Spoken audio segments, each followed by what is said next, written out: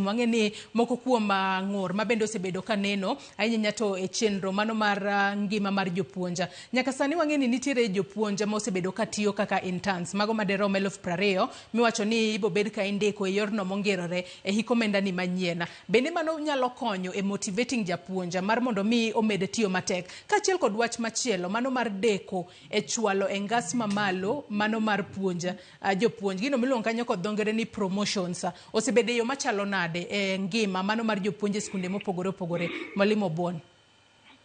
Kamano Joyce, the term mar internship has been very one kaka union mar not one uncomfortable kode nikech mana kono so chin ka japuonj mose train who qualify mondo teach onego luong ni intern no make the contractual terms in 1 year kata 6 months will be confirmed as PNP jowa gi kusinyo maber 17,000 20,000 kong'ad bing'ado kod 17,000 inge masani jopuonj go are demotivated.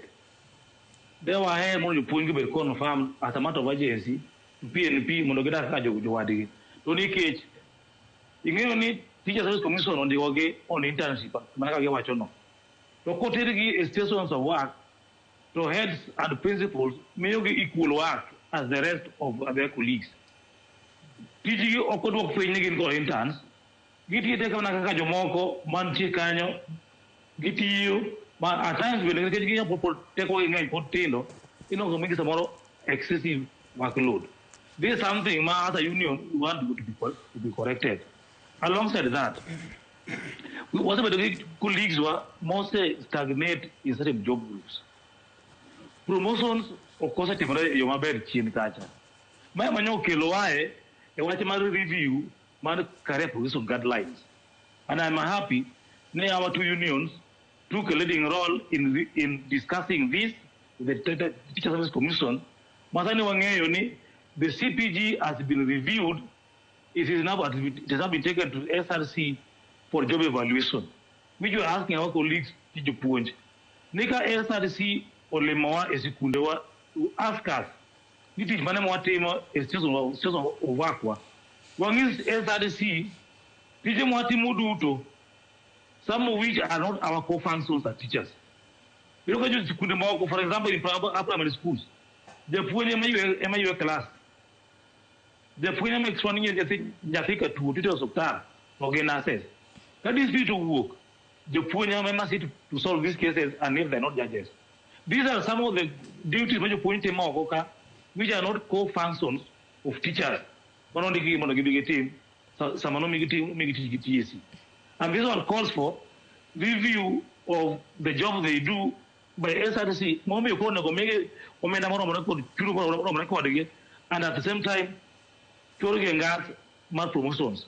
I am happy the reviewed CPG is now a good document. Ma kabe to no very implemented. Kako se lose no. Kikuruche. Mono me obuon ne kaka jopuonj wa mose bir stagnate for years. Joyce hata mana wach ne jothurwa. Kisumoka. Ang'eyo jopuonj mok tin apar. Ma nyithindo mane gipuonjo sani nitie higher job groups than them. And some of them are even sharing stations. Kenya sima ni puonjo osedhi mosomo dhi college moduogo mondike kata dugo be jatendi man gi job group than you are. Do you feel ni japuonj no nyalo bedo motivated? These are some of the things ma oseyuka jopuonj teko jopuonjwa dok piny. Ana med kendo ikisumo ka nitiere areas mane kanam ne opong' na Lake Victoria. Nodugo chien mamuoyo sikunde moko. Ma sikunde moko nodhi oriew mokete one station. Mantie sikunde moko ma one school nigi four schools in one. You know these areas, as article as they are, Sirikal mar Kenya pok omi jopuonj ma areas gi artist allowance. Ipo jopuonj oyudo posted ni mondo odhi puonj kae kata kimiye transfer odhi puonj e area no. Are they motivated? These areas include the Nyando sub-county, Kadibo, Kisumu, kata kidhi Semeka, kidhi Homa Bay County, Suba, Bigori.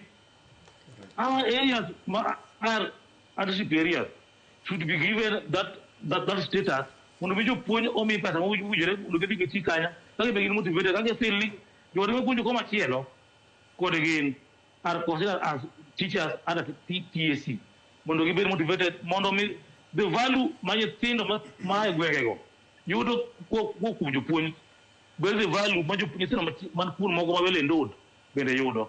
This is the call for the union as NAT and I believe as CUPET, because we are all for the welfare of our colleagues.